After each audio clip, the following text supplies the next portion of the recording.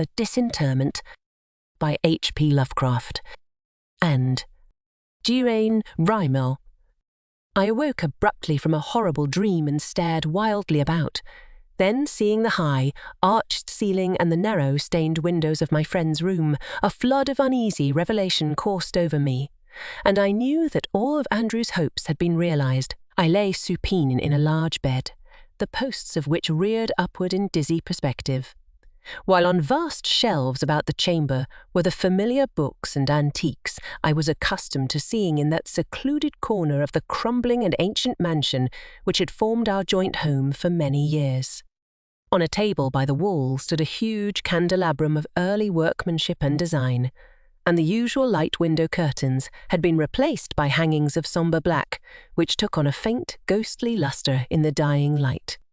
I recalled forcibly the events preceding my confinement and seclusion in this veritable medieval fortress. They were not pleasant, and I shuddered anew when I remembered the couch that had held me before my tenancy of the present one, the couch that everyone supposed would be my last. Memory burned afresh regarding those hideous circumstances which had compelled me to choose between a true death and a hypothetical one, with a later reanimation by therapeutic methods known only to my comrade, Marshall Andrews. The whole thing had begun when I returned from the Orient a year before and discovered, to my utter horror, that I had contracted leprosy while abroad.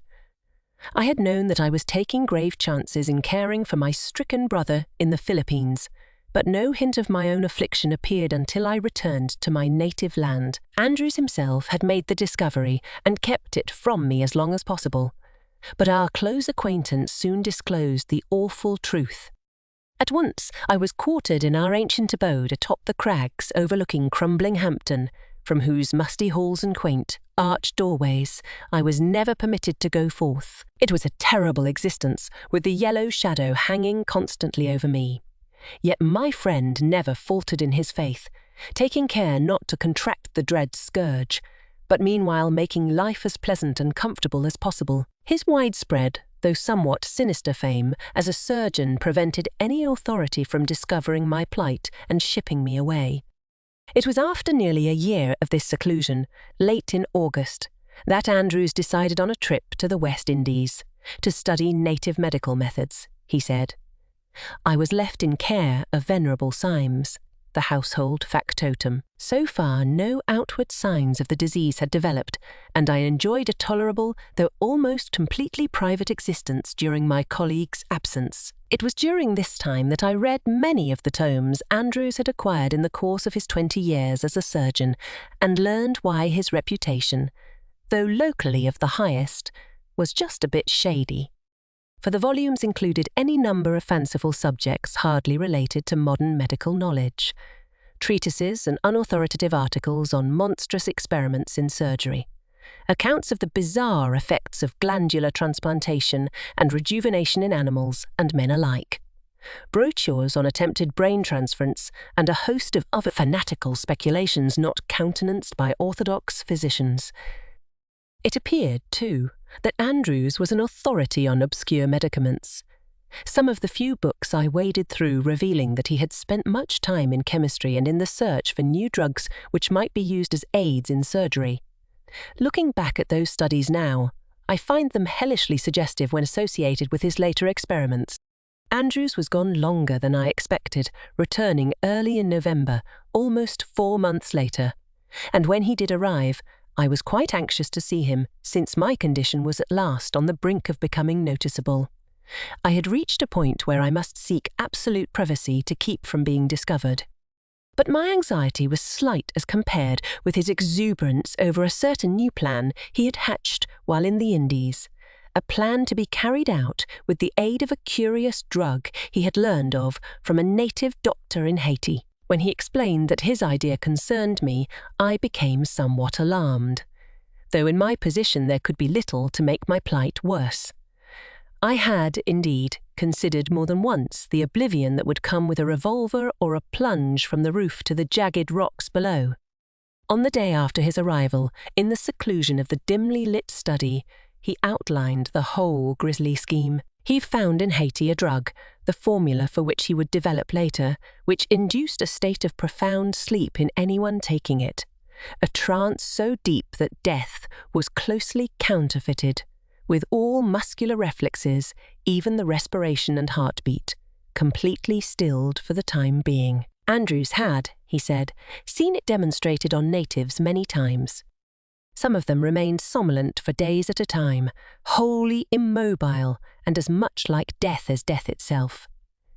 This suspended animation, he explained further, would even pass the closest examination of any medical man. He himself, according to all known laws, would have to report as dead a man under the influence of such a drug. He stated, too, that the subject's body assumed the precise appearance of a corpse, even a slight rigor mortis developing in prolonged cases. For some time his purpose did not seem wholly clear, but when the full import of his words became apparent I felt weak and nauseated. Yet in another way I was relieved, for the thing meant at least a partial escape from my curse, an escape from the banishment and shame of an ordinary death of the dread leprosy. Briefly, his plan was to administer a strong dose of the drug to me and call the local authorities, who would immediately pronounce me dead, and see that I was buried within a very short while. He felt assured that with their careless examination they would fail to notice my leprosy symptoms, which in truth had hardly appeared. Only a trifle over 15 months had passed since I had caught the disease, whereas the corruption takes 7 years to run its entire course. Later, he said, would come resurrection, after my interment in the family graveyard, beside my centuried dwelling and barely a quarter-mile from his own ancient pile.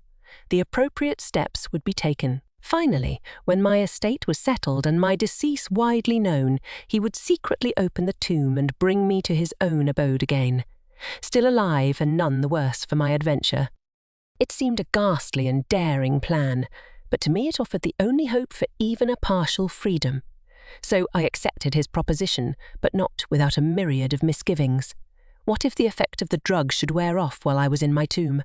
What if the coroner should discover the awful ruse and fail to inter me? These were some of the hideous doubts which assailed me before the experiment.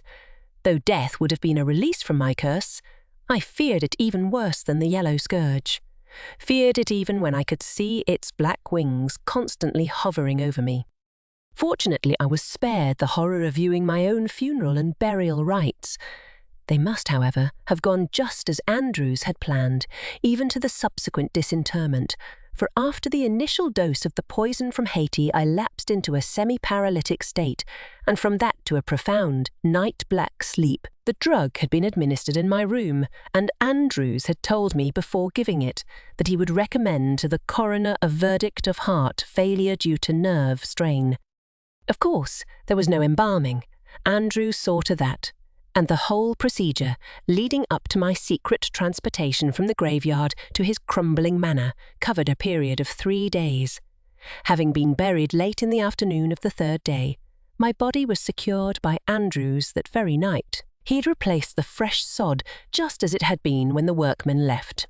Old Symes, sworn to secrecy, had helped Andrews in his ghoulish task.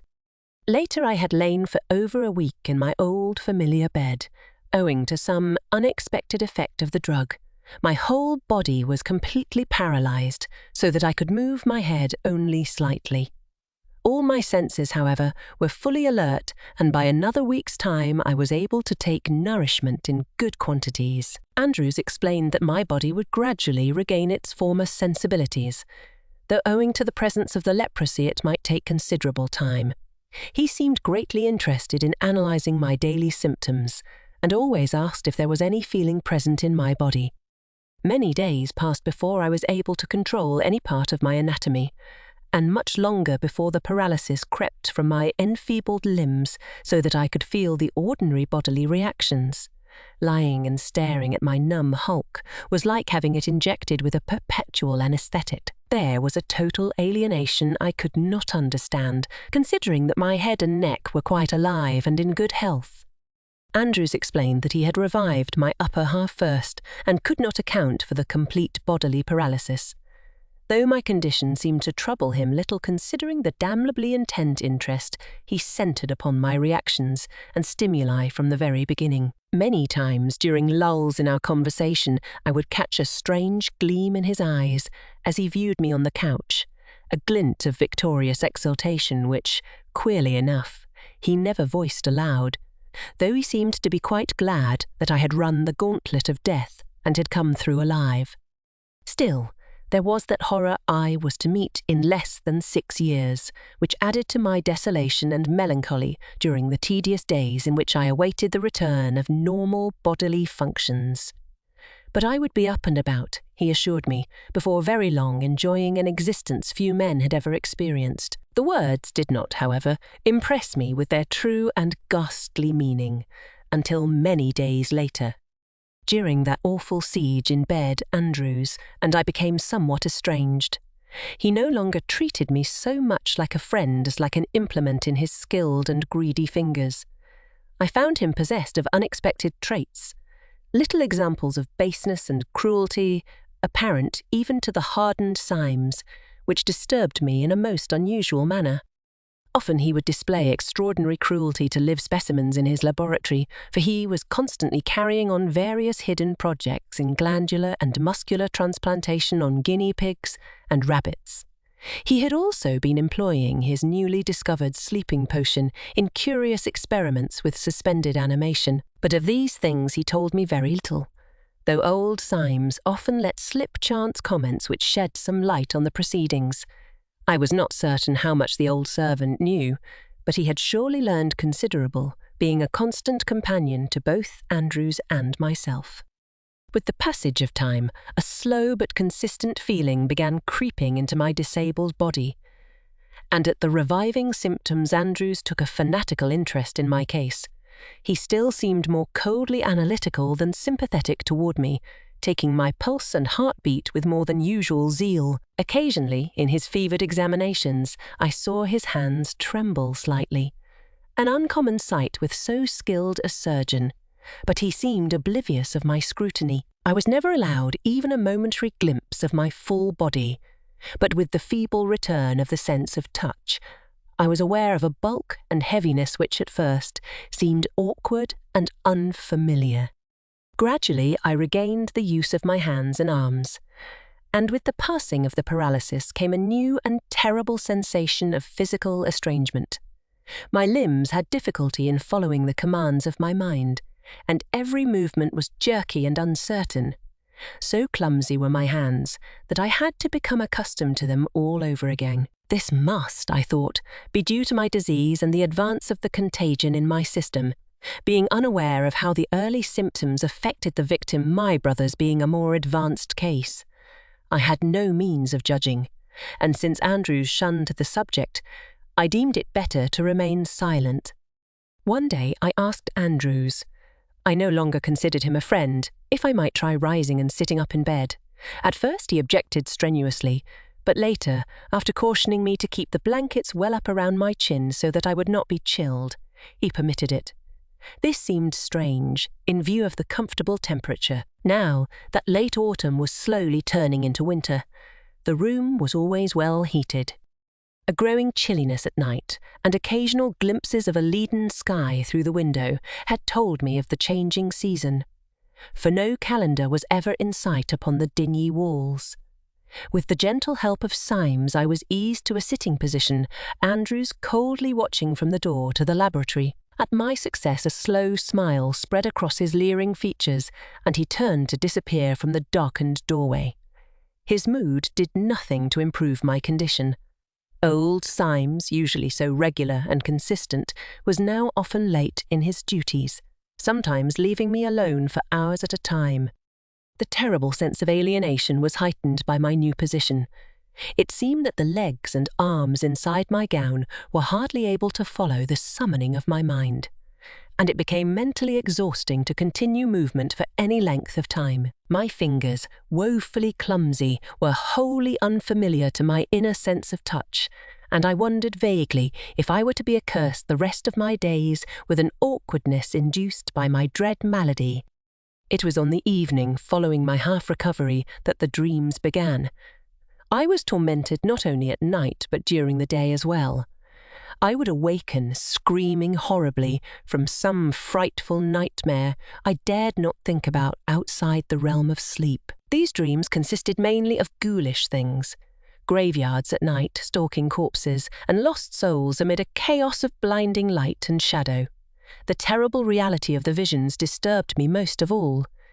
It seemed that some inside influence was inducing the grisly vistas of moonlit tombstones and endless catacombs of the restless dead. I could not place their source, and at the end of a week I was quite frantic with abominable thoughts which seemed to obtrude themselves upon my unwelcome consciousness.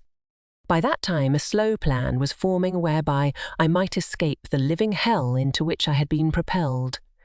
Andrews cared less and less about me, seeming intent only on my progress and growth and recovery of normal muscular reaction. I was becoming every day more convinced of the nefarious doings going on in that laboratory across the threshold. The animal cries were shocking and rasped hideously on my overwrought nerves. And I was gradually beginning to think that Andrews had not saved me from deportation solely for my own benefit, but for some accursed reason of his own. Symes's attention was slowly becoming slighter, and I was convinced that the aged servitor had a hand in the deviltry somewhere. Andrews no longer eyed me as a friend, but as an object of experimentation. Nor did I like the way he fingered his scalpel when he stood in the narrow doorway and stared at me with crafty alertness.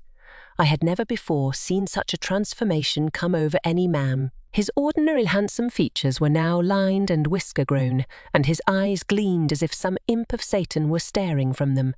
His cold, calculating gaze made me shudder horribly, and gave me a fresh determination to free myself from his bondage as soon as possible. I had lost track of time during my dream orgy, and had no way of knowing how fast the days were passing. The curtains were often drawn in the daytime, the room being lit by waxen cylinders in the large candelabrum. It was a nightmare of living horror and unreality, though through it all I was gradually becoming stronger. I always gave careful responses to Andrew's inquiries concerning my returning physical control, concealing the fact that a new life was vibrating through me with every passing day. An altogether strange sort of strength, but one which I was counting on to serve me in the coming crisis. Finally, one chilly evening when the candles had been extinguished and a pale shaft of moonlight fell through the dark curtains upon my bed, I determined to rise and carry out my plan of action. There had been no movement from either of my captors for several hours, and I was confident that both were asleep in adjoining bedchambers. Shifting my cumbersome weight carefully, I rose to a sitting position and crawled cautiously out of bed, down upon the floor.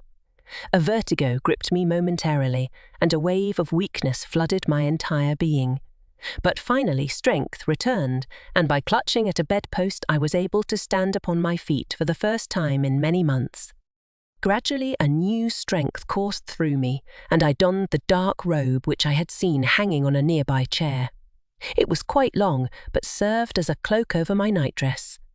Again came that feeling of awful unfamiliarity which I had experienced in bed, that sense of alienation and of difficulty in making my limbs perform as they should. But there was need for haste before my feeble strength might give out.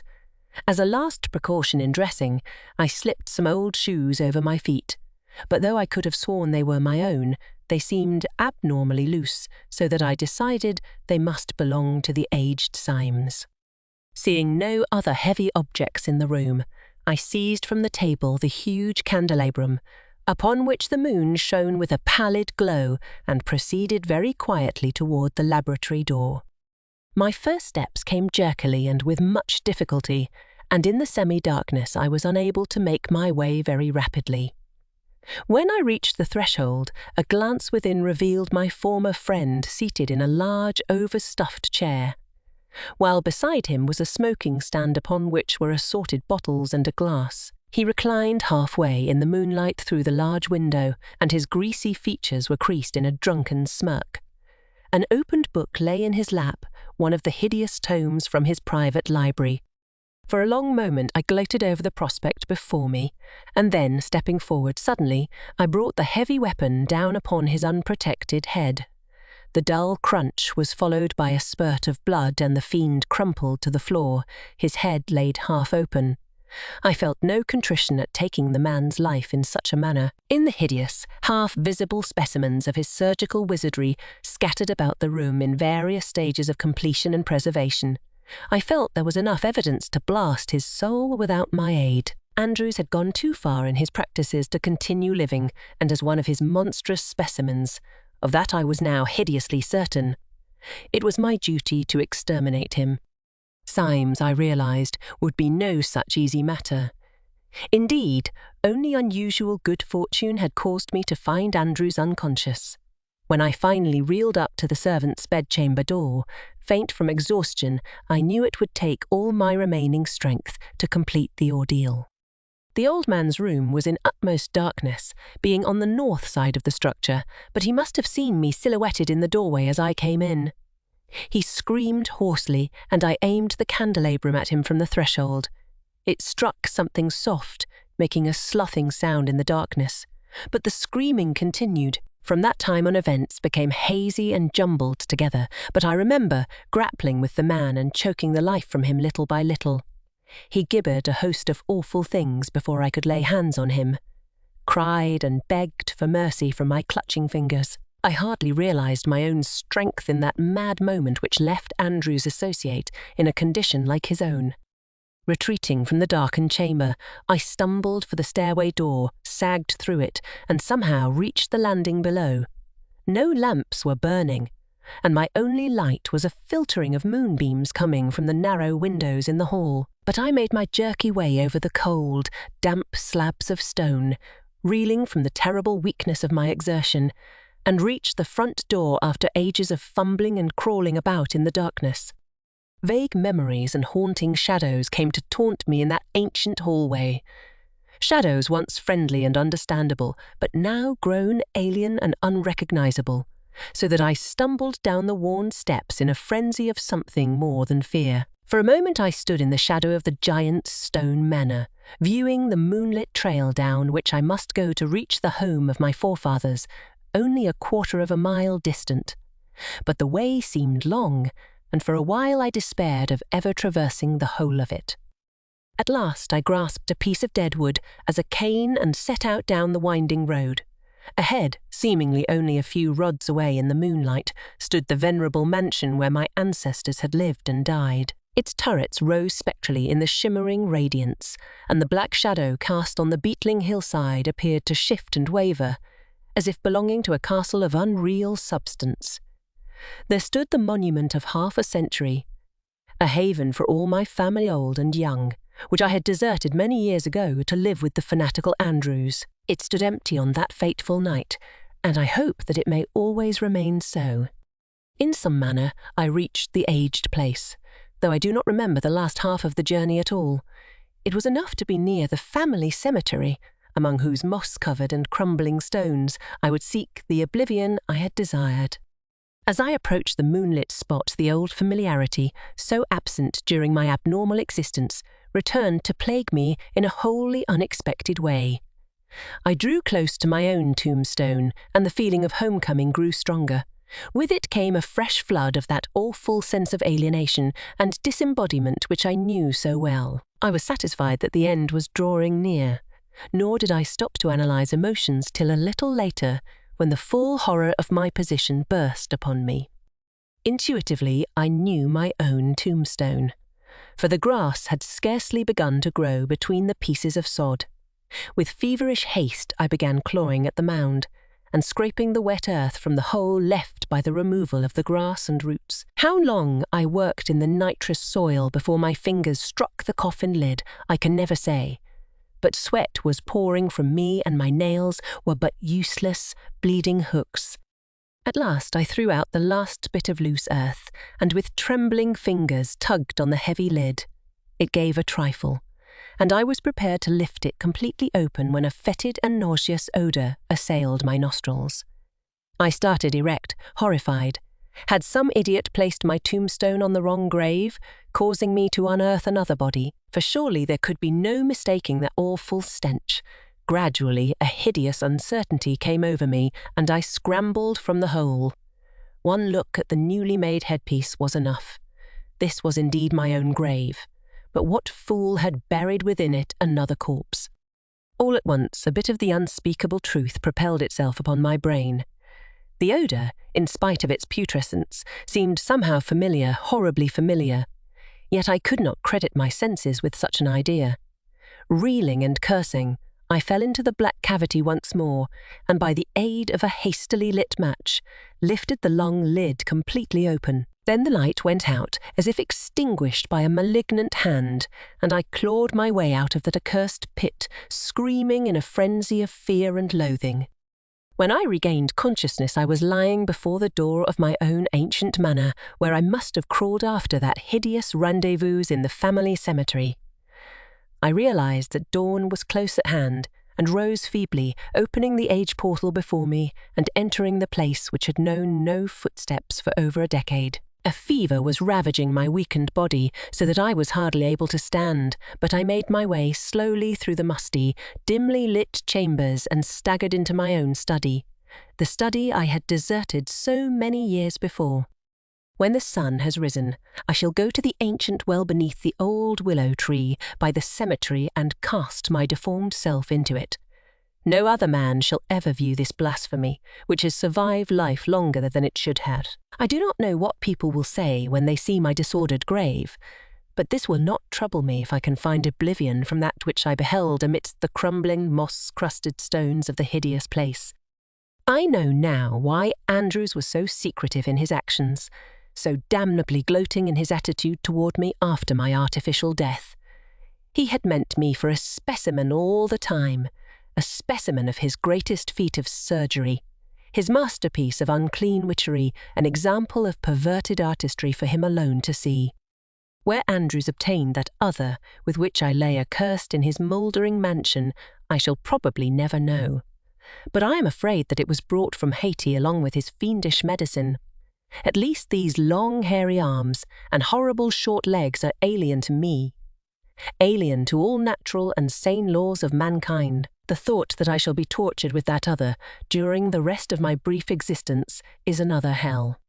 Now I can but wish for that which once was mine, that which every man blessed of God ought to have at death, that which I saw in that awful moment in the ancient burial ground when I raised the lid on the coffin, my own shrunken, decayed and headless body.